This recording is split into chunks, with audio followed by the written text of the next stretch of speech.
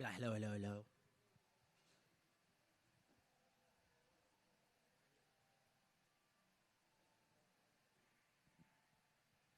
Got your phone, man.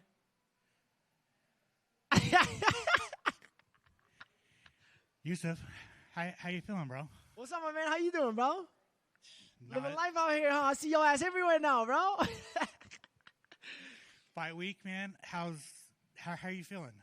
I feel amazing, man. It's another fight week and another excitement and another awesome fight, another great fight, and yeah, man, I'm just pumped. I feel like this narrative is going to be asked every single time now that, like, you know, out of the UFC, back in the UFC, but like, really, I think everybody saw the potential, and you knew how good you were, but like, to go from being cut from the UFC to the run you're on to a co-main event against a ranked opponent, like, can you explain that? I don't know if I can. You know, that's like we should write a fucking book about that, man. That's how crazy this is. You know, and to be honest, like, it's so blessing in a grateful way. Of 11 months ago, I was not even in the UFC. You know what I mean? So to be back and fighting the number 10 and to go out there and, like you said, the co-main event spot and to really go show and all that stuff. And that's why I say all my speeches, alhamdulillah, man, it's a blessing that I can't even tell you about it. You know, I knew how good I am and I know how good I'm capable of and all that stuff, but obviously everything happens for a reason, and I'm just happy where my journey is going, and I can't wait to see what comes ahead. Talk about the matchup a little bit, man. And I think I saw this yesterday. Like, you're like a minus 400 favorite, like 4-1 over.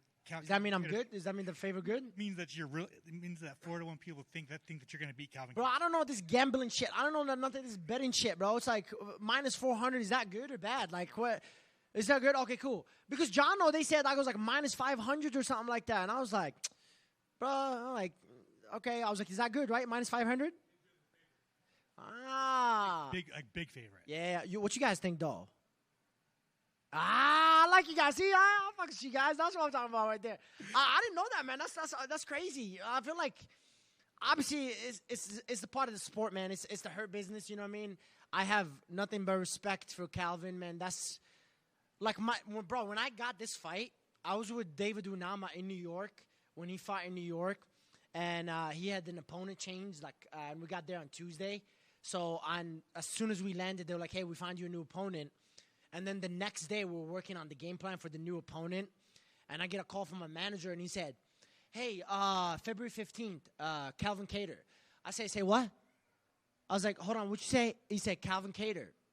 I said, "Holy fuck." Like, I had to take a moment. And I was like, bro, like, are we talking about the same guy that I've been watching for the last fucking 4 years of my life? And he said, yeah. I was like, fuck yeah, I'll take it. I was like, yeah, I'll take that. And then, yeah, man, my inner child is like just lost it, bro. Just to fight a legend like that and to go against him. So I'm preparing, like I said, for the best Calvin to ever do. So I'm excited, man. I'm excited. How do your skill sets kind of match up? Say that again. How do your skill sets kind of match up in your eyes? Oh, amazing, man. Like, you get my little Pikachu ass in there, it's like a little quick guy, but I'm definitely excited to see what he brings, you know what I mean? I feel like his back is on the wall a little bit, you know what I mean? And I'm just grateful for the opportunity that he's allowing to give a guy, unranked guy, the opportunity, you know what I mean? And I feel like, obviously, this is the hurt business. We're in this business to either win or lose, you know what I mean? So, but, yeah, I mean, I feel like I match up really well with him. And I think I bring a different IQ than most of these fighters. I really do believe that, and I'm excited to show it on Saturday night. How do you get your hand raised Saturday night? Bro, I've been dreaming about this for fucking weeks and weeks and weeks. I told it to my team. I told it to everybody. I will be the first one to finish Calvin Kattar, and I promise you that. And I know a lot of people are, not confident saying that. I can't wait for fucking Saturday night. And oh, man, I've been dreaming about it, bro. You just wait. You just wait. I don't think there's another question to be asked, so good luck. I appreciate you. Thank you, my man.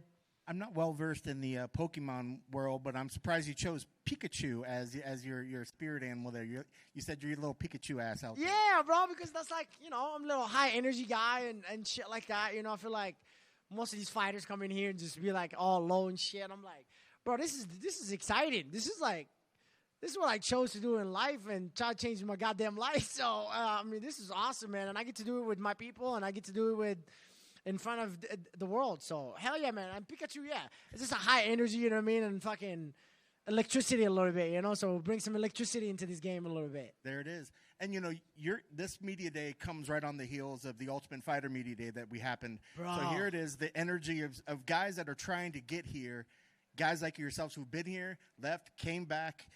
What's it? I don't know if you saw any of those, but what do you think about when you see these guys that are literally on the doorstep of their journey to get where you are right now? Bro, I thought some of these fuckers want to fight me. I thought it was a 45, but I found out it was 125 and welterweight, and I was like, all right, cool. I was like, man, I'll calm down, bro. You about to get a fight, But, bro, no, it just reminded me of 11 months ago. I was supposed to be in the Ultimate Fighter for the International One, and I went to the hotel doing all this stuff they're doing right now, and everything, and they were like, oh, sorry, you didn't make it the last cut, you're the alternate, and I was like, fuck, and then 23 hours later, I get the call against Billy, so, yeah, it's definitely, like, a journey, you know what I mean? That's like, the biggest thing. I feel like it's an experience that these guys get to experience, and to be, one day, they'll be sitting here and talking to you guys, you know what I mean? And you're going to have a star in that show that pops out of nowhere, and then he's the new star now, you know what I mean? So, yeah, I feel like it's a great opportunity for these guys, and like you said, like they get to feel it and get to see it at the same time.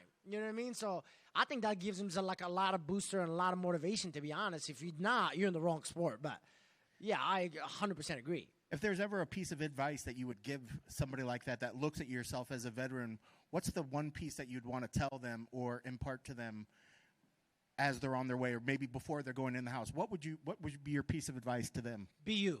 Don't change you. I feel like a lot of people try to change you because you're in the house, you got these cameras around you and all this stuff.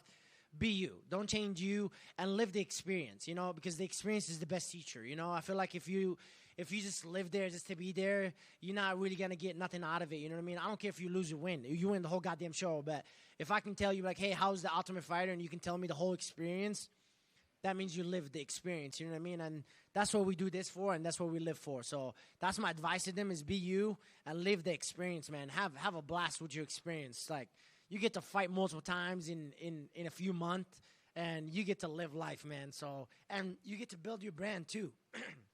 So I don't know what your brand is, but you get to build your brand. So have fun with it. And what I love about when we see you now is like you said, you mentioned the high energy. You're back, you're grateful. You can see it in your face that you're happy to be here. On the opposite side, looking at your opponent, granted one was an injury, but he's coming off some losses. Do you feel that pressure is going to be weighing in on his mind? And can you empathize, have a little empathy of where he's at that current position? Do you think he will come in fighting a little bit differently because of he might be on the doorstep himself?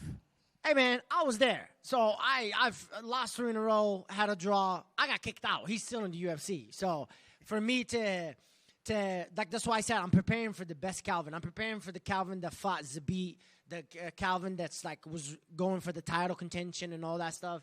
I don't know if that's going to weigh on him. I feel like he's experienced. I think he's been to that. And to the 3 guys that he lost to, man, holy shit. Those are not just guys who'd be like, I feel like any one of them can be a world champion, to be honest. So I'm like, God damn, like, I'm trying to like step up in that category right now. So I'm like, I'm trying to get ready for that category. So just to face that guy, I'm like, all right, man, like this guy had a lot of experiences, you know what I mean? So just to face a guy like that, and I'm just pumped. And I hope he shows up 100% because I don't want the talk of like, oh my God, Youssef is young, this one's old, this and that. And I'm like, no, he's still Calvin Kattar. He's still that best top 10 featherweights in the world, and still one of the best featherweights in the world. So, and I'm excited, man. And all his fights too is like, I think he has like 8 bonuses or 7 bonuses. Like, holy fuck! Like, keep moving my fucking head. I'll tell you that. And then, lastly, for me, your keys to the victory. What needs to happen to make sure you get your arm raised on Saturday? Obviously, be me. Do me what I've been doing for the last 7 fights, to be honest. And then I think my IQ, really get my IQ tested in a way to figure out that puzzle. You know what I mean? I feel like every fight, I'm just taking it as a puzzle. You know what I mean? And every puzzle is different. Every puzzle is hard, or every puzzle is easy. It doesn't matter. You know what I mean? You don't know the puzzle until you start doing it, and then you'll find out if it's easy or hard. You know what I mean? So that's where I'm going into these fights, and I can't wait to open up that box and see what that puzzle has for me. So I'm pretty excited to test that out. And, man, I'm just excited for another dopamine rush and get that win. And, man. Love it. Best of luck on Saturday. Thank you, my man. I appreciate you. Are you going to walk out to the Pokemon theme song? No Pokemon. Drizzy all day. Up all night, baby. Come on now. I'm changing that. And they'll be like, oh, you like Drizzy or Kendrick Lamar? Nah, Drizzy all the way. Come on, chill out. That's some news for you guys, maybe.